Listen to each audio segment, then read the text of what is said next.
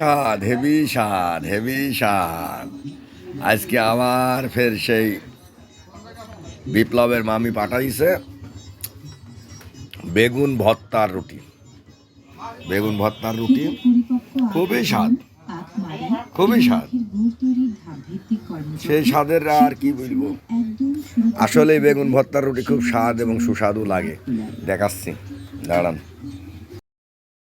গুড়ের মৌসুমে কম বেশি গোটা 50-এর গুড় তৈরির খোলা গড়ে ওঠে সিংগামচরের নানা জায়গায়। এই বেগুন ভর্তা আর এই রুটি, এই যে পাশা খাচ্ছে